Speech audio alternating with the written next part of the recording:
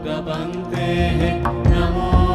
नमः Shri गुरुपादुकाभ्यां पापान्धकारार्धपरम्पराभ्यां तापत्रयाहीन्द्र।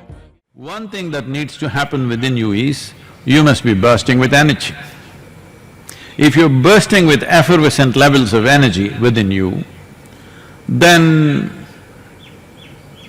even if you have no intellectual understanding, your system and even yourself, even in your conscious action, you will do all the right things without even knowing why you're doing it. Because as your brain or your intellect is intelligent, so is body intelligent. Every cell in the body is intelligent. So is your energy, so is your emotion. They have their own levels of intelligence. And energy is the fundamental intelligence. It is making everything happen. If you keep it at a certain level of buoyancy and effervescence, then the chances of you doing wrong things doesn't arise. When I say wrong things, it does not about the virus, this is about you. I'm sure you are not interested in the virus, or you are not a student of virology that you want to know about every virus in the universe. You are only interested because it could affect you. So your interest is this.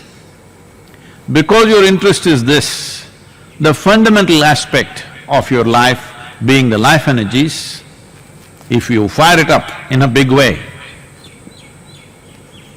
then you will see the system will function in a certain way without even thinking about it. You will do the right things with your system. When you do the right things with your system, you will do the right things in the surrounding atmosphere also. But if you're only going by data at a time like this, because anyway we have limited data, this happened. At one time, Shankaran Pillai was a single parent. He had a small baby and wife. And he got very worried because the child was losing weight. Then he took the child to the doctor and he told the doctor, "Doctor, my child is losing weight drastically, by day, child is losing weight. I'm giving enough sunlight, air, water." The doctor asked, "But what kind of food do you give him?" "Oh my God, I knew I missed something."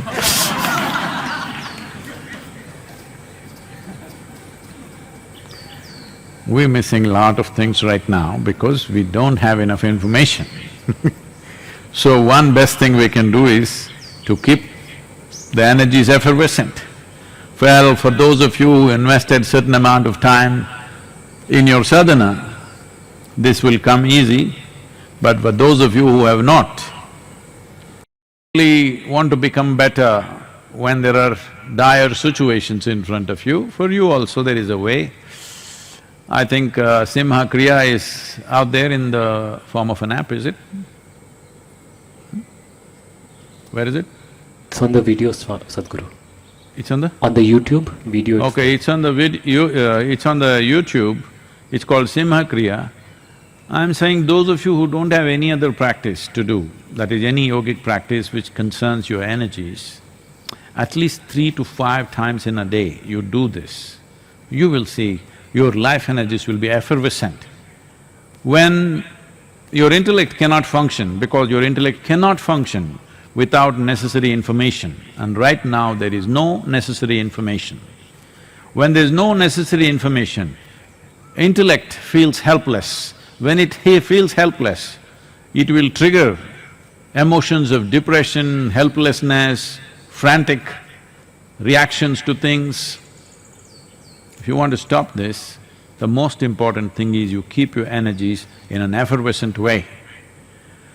One can use… this may be hard to teach you just like this in a few minutes, but right now, this you can do not at this time alone, at some time later, you can use this in your life. See, the sound Right now the sound, my voice is the sound, music is the sound, the birds are making sounds. When an intellectual process which cracks something very small, let's say you understood why the mango is falling down, it was a big discovery, all right? But after many hundreds of years after Isaac Newton saw it, you saw it today and you understood why the mango is falling down. Though it's such a divine fruit, it's not going heavenward, it is falling down.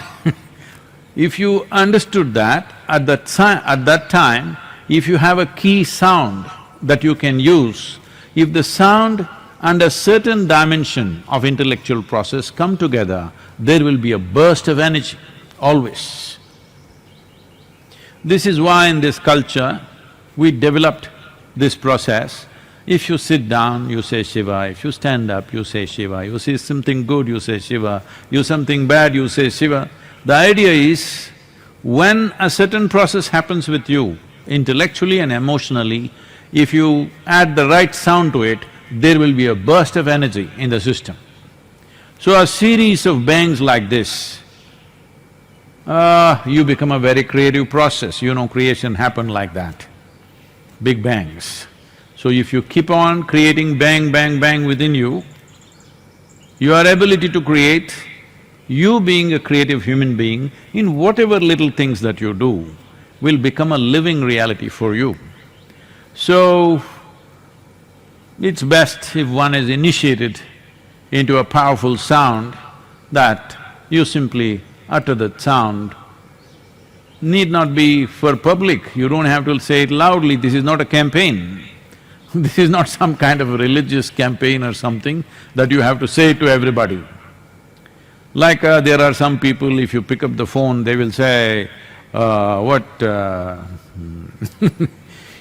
will say Hari Om, or they will say Om Namah Shivaya, or somebody will say Allahu Akbar, or somebody will say Jai Shri Ram. This is propagation, that's their choice. I'm not talking about you propagating anything, I'm talking about using a powerful sound to fuse with a certain intellectual process or a certain emotional process or even a physical process, something like sitting down, standing up. There's a whole change in the system. You sit down, how the system is functioning, not just physiologically, on the level of chemistry, on the level of energy, how it's functioning, and if you stand up, how it'll function is completely different. So when such a shift is happening, you say one consecrated, powerful word within yourself, there'll be a burst of energy. This series of bursts, if you're creating throughout the day, your ability to create will become big and you don't have to stretch April for the 12 months.